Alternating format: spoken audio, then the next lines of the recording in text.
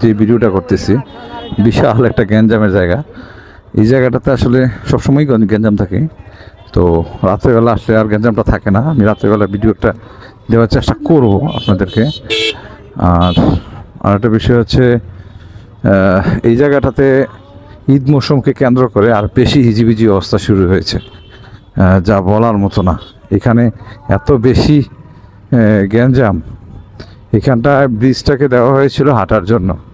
তো যাই হোক, এখানটাতে খুব বেশি গ্যাদারিং শুরু হয়ে গেছে এখন, প্রচণ্ড পরিমাণে গ্যাদারিং। দুই পাশে দোকান এত পরিমাণে বসছে, জানি না কাউকে কিছু দিচ্ছে কিনা বা দিয়ে বসছে কিনা। এটা নিয়ন্ত্রণ সিটি কর্পোরেশন করতেছে না। কেন করতেছে না তাও জানি না। নদীর পানি দেখেন প্রচুর পরিমাণে বেড়ে গেছে, দুই পাশে নদীর এই যে হাঁটতেছে খবরই নেই। নদীর পানি দেখেন কীভাবে গলায় গলায় উঠতেছে। তো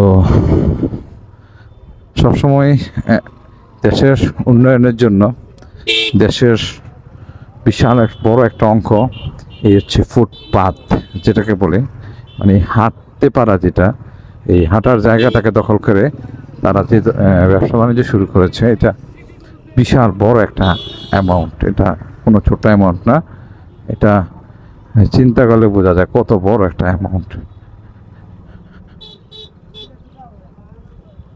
তো এই যে বড় একটা অ্যামাউন্ট এখানে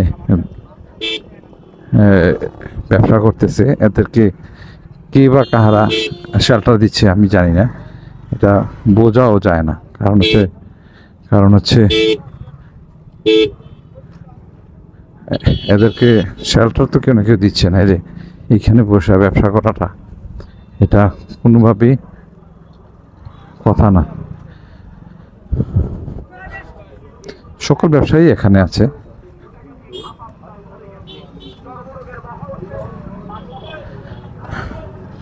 তো এভাবেই চলতেছে আর কি, একদল যাচ্ছে আরেক দল আসছে, দল পাল্টাচ্ছে, কিন্তু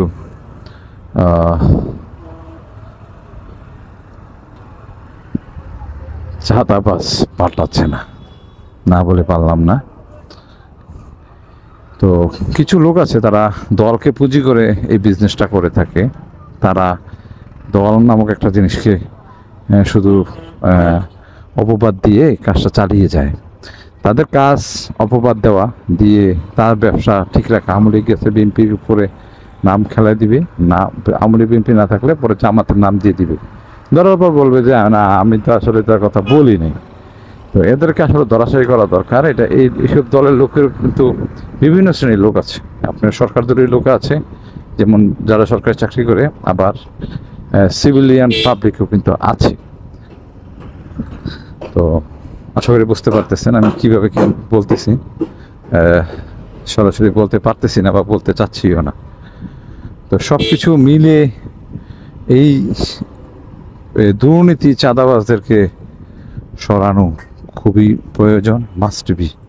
এটার বিকল্প কিছু নেই, এটা খুবই দরকার। তো প্রতিটা জায়গাতে এরকম চোরবাটপার বসে আছে, কেউ এদেরকে সরানোর চেষ্টাও করে না, এরাও সরে না। এই আর কি মিলেমিশে আছে, আর দেশটাকে ধ্বংস করে দিচ্ছে লুটতরাজ করে।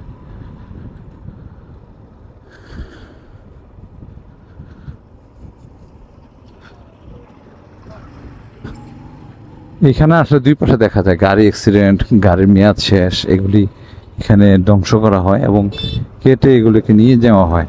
এরা একটা দামে এগুলাকে বিক্রি করে যায় এবং এরাও একটা দামে এদেরকে কিনে নিয়ে নেয়। যেমন গাড়ির আপনার মেয়াদ শেষ, লাইসেন্স নেই, তারপরে গাড়ির রেজিস্ট্রেশন নেই, এইরকম গাড়িগুলি আর কি। যেমন গাড়ির রেজিস্ট্রেশন ফেল, গাড়িতে ছিল বাড়িতে পরে থাকতে এইরকম গাড়িগুলিকে এরা নিয়ে আসে আর কি, এনে বিক্রি করে বিভিন্ন দামে। তো বিভিন্ন সময় বিভিন্ন দামে তারা বিক্রি করে থাকে এগুলা, আর নতুন করে বলার কিছু নেই। আর নদীর পানিটা যদি আমি দেখাতে চাই, নদীর পানিতে একটু দেখাই আপনাদেরকে। আমি একটু এদিকে দাঁড়াইলাম নদীর পানিটা দেখানোর জন্য। নদীর পানিটা যদি দেখতে চাই তাহলে দুই পাশে দেখতে পাবেন কি সুন্দর, কিন্তু কত বিবস্ত্র, কত বিদঘুটে এবং কত ভয়াবহ হতে পারে এই পানিতে না নামলে আপনি বুঝতে পারবেন না। তো পানি প্রচুর পরিমাণে বেড়ে গেছে, এখানে গাছ টেনে নিয়ে যাচ্ছে পানি। আর পানির স্রোতের অবস্থা দেখেন, উপরে দিয়ে বোঝা যাচ্ছে না, নিচে কিন্তু একদম তালমাটাল অবস্থা, নিচে কিন্তু একদম এত বড় ঘূর্ণিপাক খাচ্ছে, এমন কোনো মার বেটা নেই যে নিচে ডুবলে আবার উঠতে পারবে। এখানে ডুববেন আপনি মিনিমাম 2-3 কিলোমিটার দূরে গিয়ে আপনি এখান থেকে ভেসে উঠবেন, উপরে ভেসে আসার কোনো কারণই নেই এবং কোনো সুযোগ নেই। তো এটা হচ্ছে সুরমা নদী, আমি যেটা দেখাইলাম আপনাদেরকে, এবং এটাই আমি দেখানোর চেষ্টা করেছি আপনাদেরকে, সুরমা নদীটা। আর সিলেটের যত ভাঙ্গারি গাড়ি আছে এবং আপনার সেকেন্ড হ্যান্ড পার্টস আছে, সব পাওয়া যায় এইখানে। এটার নাম হচ্ছে সিলেট চাঁদনি ঘাট।